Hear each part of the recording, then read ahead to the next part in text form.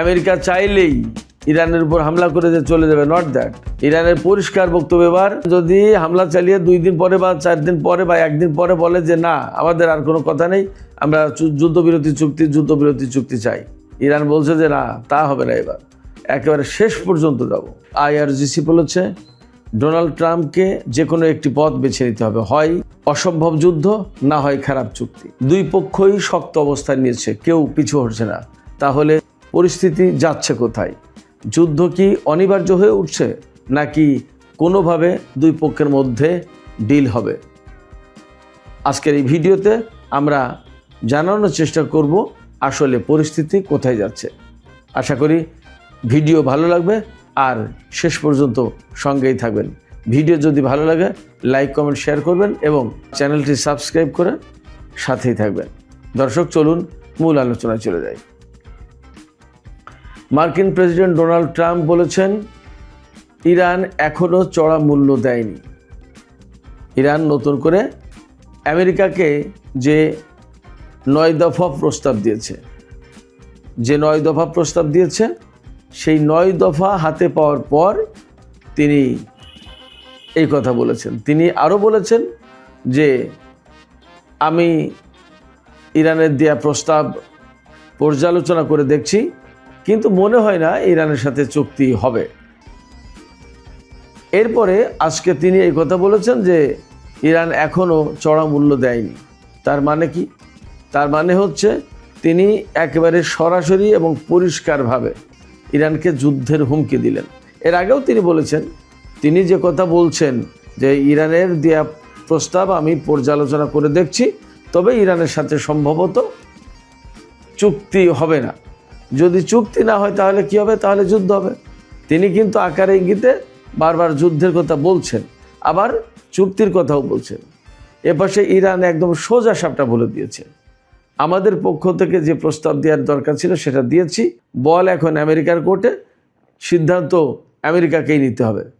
IRGCর গোয়েন্দা বিভাগ বলেছে ইরানের পক্ষ থেকে প্রস্তাব দেয়া হয়েছে।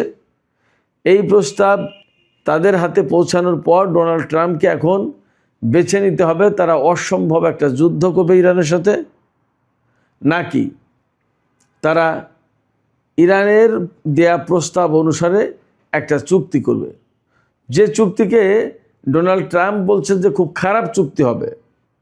ইরান বলছে যে সেই খারাপ চুক্তি ট্রাম্পকে মেনে নিতে হবে। হয় ডোনাল্ড ট্রাম্পকে সেই খারাপ চুক্তি মেনে নিতে হবে, খারাপ চুক্তি করতে হবে, আর না হয় ডোনাল্ড ট্রাম্পকে অসম্ভব যুদ্ধের জন্য প্রস্তুত থাকতে হবে, যুদ্ধ করতে হবে। পথ তার সামনে 2টা। IRGC বলেছে ট্রাম্প যদি 9 দফা প্রস্তাবের ভিত্তিতে সমস্যার সমাধানের চেষ্টা করতে চায়, তাহলে তাকে 1 মাসের ভিতরে এই সমস্ত সবগুলো ক্লিয়ার করতে হবে।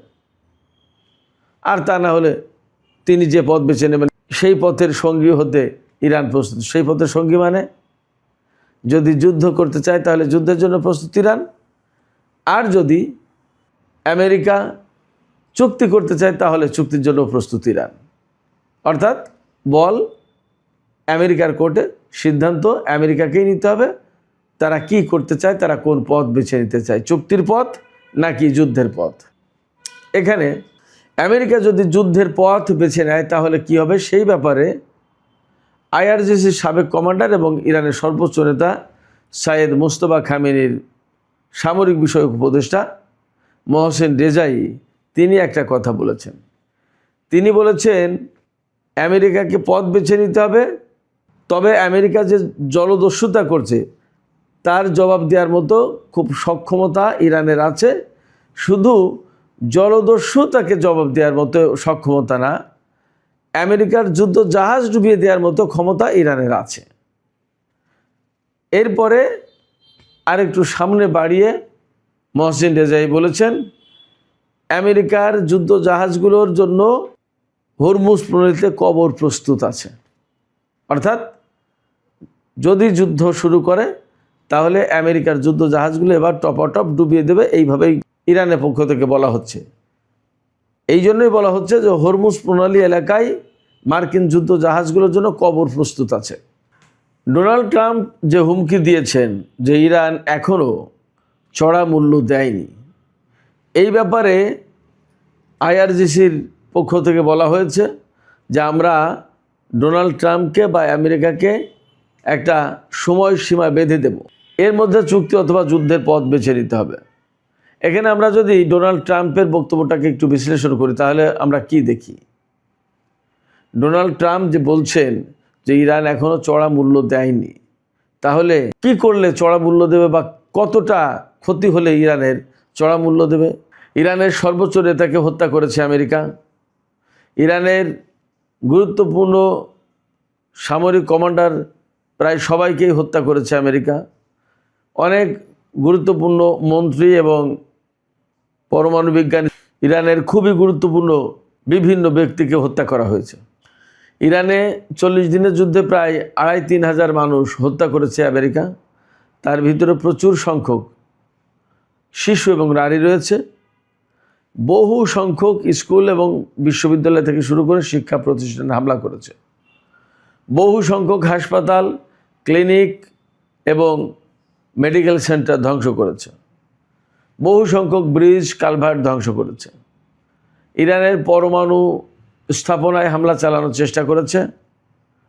এরপরে তেল শোধনাগার থেকে শুরু করে তেলের ডিপো বিভিন্ন জায়গায় হামলা চালিয়েছে।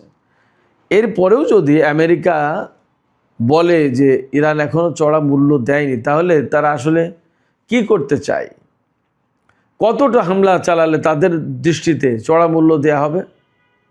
কতটা ক্ষতিগ্রস্ত হলে চড়া মূল্য দেয়া হবে? আসলে এখান থেকে একটা জিনিস পরিষ্কার হয়, ডোনাল্ড ট্রাম্প ইরানের উপর যে হামলা চালাচ্ছে, এই হামলা কিন্তু কংগ্রেস থেকে অনুমোদন নিয়ে করা হচ্ছে না, কংগ্রেসের বিনা অনুমতিতে। এটা গেল প্রথম কথা। দ্বিতীয় কথা, কংগ্রেস যুদ্ধের অনুমতি দিলেই একটা দেশের বিরুদ্ধে আমেরিকা যুদ্ধে জড়িয়ে যেতে পারে না, আন্তর্জাতিক আইন সেটা বলে না। আন্তর্জাতিক আইনে কোনো দেশের বিরুদ্ধে কোনো দেশ যদি যুদ্ধ করতে চায় তাহলে জাতিসংঘ নিরাপত্তা পরিষদের পক্ষ থেকে অনুমোদন নিতে হবে, অনুমতি নিতে হবে। জাতিসংঘ হচ্ছে এর একমাত্র অথরিটি। জাতিসংঘ নিরাপত্তা পরিষদ প্রতিষ্ঠাই করা হয়েছিল বিশ্বের শান্তি প্রতিষ্ঠার জন্য। এর পেছনের কথা ছিল এক দেশ, শক্তিশালী দেশ, যাতে দুর্বল দেশের উপরে ঝাঁপিয়ে পড়তে না পারে। কিন্তু আমরা দেখছি যুগে যুগে বিভিন্ন সময়ে আমেরিকা বিভিন্ন জনপদের উপর, বিভিন্ন দেশের উপর ঝাঁপিয়ে পড়েছে এবং এক একটা জনপদ, এক একটা দেশ ধ্বংস করে দিয়েছে। আমরা আমেরিকাকে ইরাক ধ্বংস করতে দেখেছি, লিবিয়া ধ্বংস করতে দেখেছি, আফগানিস্তান ধ্বংস করতে দেখেছি, সিরিয়া ধ্বংস করতে দেখেছি, ভিয়েতনামে যুদ্ধ করেছে, কোরিয়ায় যুদ্ধ করেছে, এরকম বহু জায়গায়। দ্বিতীয় বিশ্বযুদ্ধের পর আমেরিকা যেভাবে বিশ্বের বিভিন্ন জনপদে জনপদে দেশে দেশে যুদ্ধ করে বেরিয়েছে, এরকম কোনো জায়গায় আমরা কাউকে যুদ্ধ করতে দেখিনি। এই যে আমেরিকা এক একটা দেশের উপর শুরু করে হামলা এবং হাজার হাজার লাখ লাখ মানুষ হত্যা করে, এই অধিকারটা সে কোথায় পেল এবং এই অধিকার চর্চা কেন করে এবং জাতিসংঘ নিরাপত্তা পরিষদ কেন এটা দেখতে পারবে না?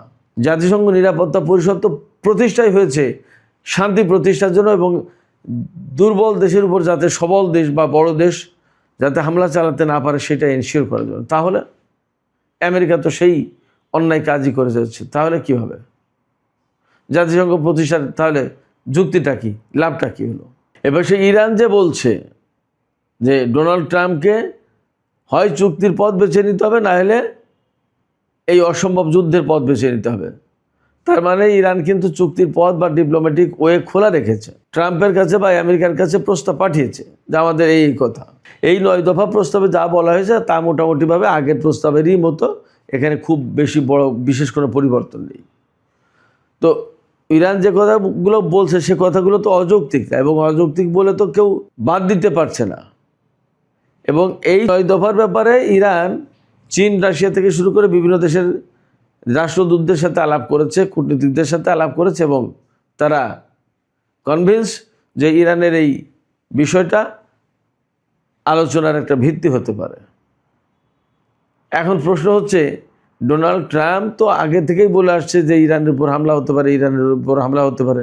তাহলে আমরা কি ধরে নেব বা ইরান কি ধরে নেবে যে ইরান যে বলেছিল যুদ্ধবিরতির আগে যে ডোনাল্ড ট্রাম্পকে বিশ্বাস করা যায় না, তারা কথা রাখে না, তারা এখন যুদ্ধবিরতি করবে, ঠিকই যুদ্ধবিরতি শেষে আবার তারা যুদ্ধ করবে? এইরকম যুদ্ধবিরতিতে আমরা যেতে চাই না। একদম স্থায়ীভাবে যুদ্ধ বন্ধ করতে হবে এবং সেই ব্যাপারে গ্যারান্টি দিতে হবে যে আর কখনো ইসরায়েল বা আমেরিকা ইরানের উপর হামলা চালাতে আসবে না। যখন ইরানের পক্ষ থেকে এই কথা বলা হচ্ছে তখন তো আসলে সেটা অন্যায় দাবি না। আমেরিকা এবং ইসরায়েল হামলা চালানোর কে? সে কোন অধিকারে তারা একটা দেশের উপর হামলা চালাবে?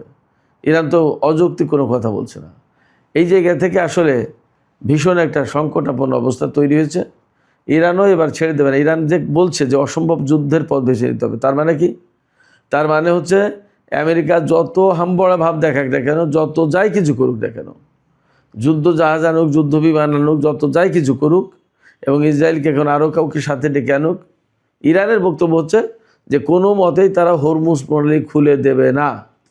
কোনো মতেই তারা মার্কিন চাপের কাছে কোনো জবুথবু একটা চুক্তি করবে না। অসম্ভব যুদ্ধ এই কারণে বলা হচ্ছে আরও যে আমেরিকা চাইলেই ইরানের উপর হামলা করে যে চলে যাবে, নট দ্যাট। ইরানের পরিষ্কার বক্তব্য এবার যদি হামলা চালিয়ে 2 দিন পরে বা 4 দিন পরে বা 1 দিন পরে বলে যে না, আমাদের আর কোনো কথা নেই, আমরা যুদ্ধবিরতি চুক্তি চাই, ইরান বলছে যে না, তা হবে না। এবার একেবারে শেষ পর্যন্ত যাব। শেষ পর্যন্ত মানে কি? শেষ পর্যন্ত মানে হচ্ছে যতক্ষণ পর্যন্ত না যুদ্ধের মধ্য দিয়ে আমেরিকা ইরানের কাছে সারেন্ডার করবে ততক্ষণ পর্যন্ত যুদ্ধ থামাবে না ইরান। ইরানের এই বক্তব্যের মানে হচ্ছে এটা, শেষ পর্যন্ত যুদ্ধ করবে মানে এটা। তো সেক্ষেত্রে পরিষ্কারভাবে বোঝা যাচ্ছে ইরানের পক্ষ থেকে প্রস্তুতির কোনো ঘাটতি নেই। এবং ইরানের বিভিন্ন সূত্র থেকে জানা যাচ্ছে যে এই যে যুদ্ধ চলে গেল বা জুন মাসে যে যুদ্ধ হয়েছিল, এই সমস্ত যুদ্ধে ইরান প্রকৃতপক্ষে অনেকটা সহনশীল আচরণ করেছে।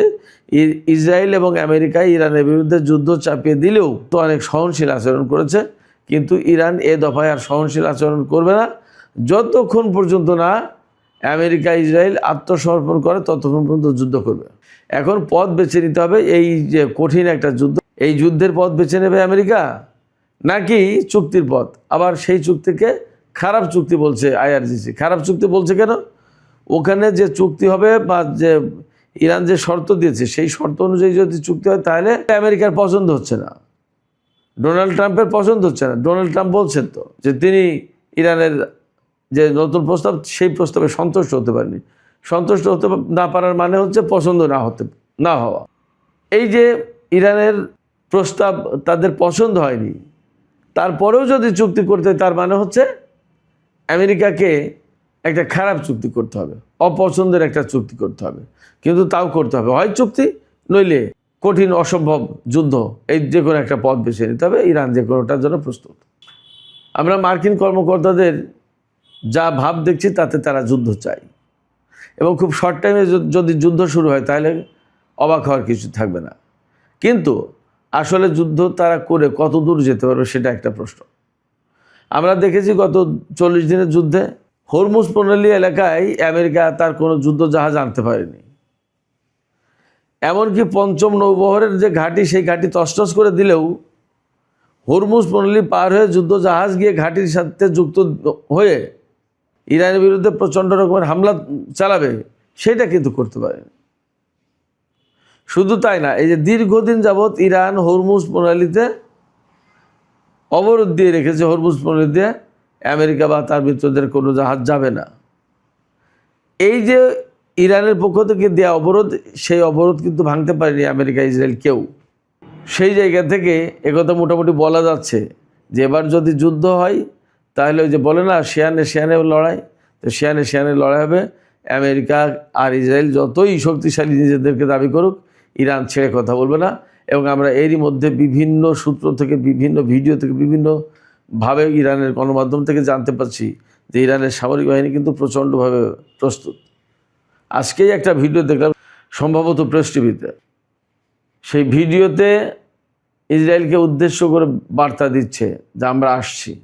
এবং আমরা এরই মধ্যে বিভিন্ন সূত্র থেকে একথাও জানতে পারছি 40 দিনের যুদ্ধের সময় যে সমস্ত ক্ষেপণাস্ত্র, ড্রোন বা সামরিক সরঞ্জাম মার্কিন বোমা হামলার কারণে সুড়ঙ্গের ভিতরে আটকা পড়েছিল, এই ধুলোবালি মাটি পাথর গিয়ে সুড়ঙ্গের পথ বন্ধ হয়ে গেছিলো, যার কারণে ওইগুলো আটকা পড়েছিল।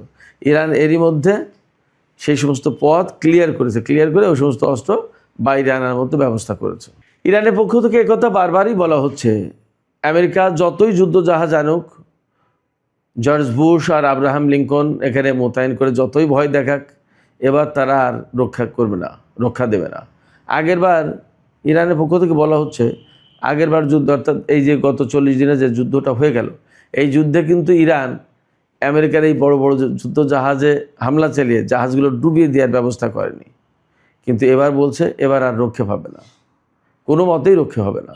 তারা ভারত মহাসাগর থেকেও রক্ষে পাবে না। সেক্ষেত্রে আমরা বুঝতে পারছি যে আমেরিকা যদি যুদ্ধ শুরু করে তাহলে তারা হয়তো বিমান হামলা একযোগে বহু রকমের হামলা চালানোর চেষ্টা করবে, কিন্তু কঠিন মোকাবেলার মুখে পড়বে, কঠিন প্রতিরোধের মুখে পড়বে ইরানের কাছে। ইরান ছাড়বে না। এবং আমার মনে হয় যে যদি কোনো রকমের যুদ্ধ শুরু হয় তাহলে এসপর একটা কিছু এখান থেকে হবে। প্রশ্ন আসতে পারে যে আসলে কি হবে, যুদ্ধ কি হবে, চুক্তি কি হবে, নাকি কি হবে? আমার কাছে মনে হচ্ছে যুদ্ধ একটা অনিবার্য হয়ে উঠেছে। কোনো সংঘাত ছাড়া যে চুক্তি হয়ে যাবে এরকম মনে হচ্ছে না। কারণ ইসরায়েল চাইছে যে একটা যুদ্ধ হোক। ইরানে যত ন্যায্য দাবি দেওয়া হোক না কেন, সেই দাবি তারা মানবে না।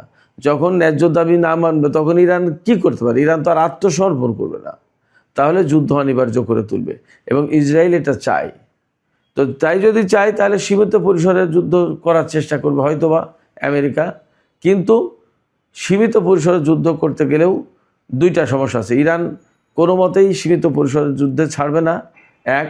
আর দুই হচ্ছে এই যে মার্কিন কংগ্রেস থেকে যে অনুমোদন নিতে হবে, সেই অনুমোদন নেওয়ার কি হলো? সেই অনুমোদন না নিতে পারলে কিন্তু ডোনাল্ড ট্রাম্প যুদ্ধ করতে পারবে না। এই আইনের একটা মারপ্যাচ এখানে আছে। তো এরপরে আরেকটা পথও হতে পারে এইভাবে, এরকমের হুমকি ধামকি ব্যাপক দর কষাকষি হতে এক পর্যায়ে গিয়ে হয়তোবা দুই পক্ষই কিছু না কিছু ছাড় দিয়ে একটা চুক্তি হতে পারে। বাট সেই চুক্তি কতদিন থাকবে, কতদিন চলবে, সেটা একটা প্রশ্ন থেকেই যাবে। দর্শক, ভিডিও ভালো লাগলে অবশ্যই লাইক কমেন্ট শেয়ার করবেন এবং চ্যানেলটিকে সাবস্ক্রাইব করে আমাদের সাথেই থাকবেন। আল্লাহ হাফেজ।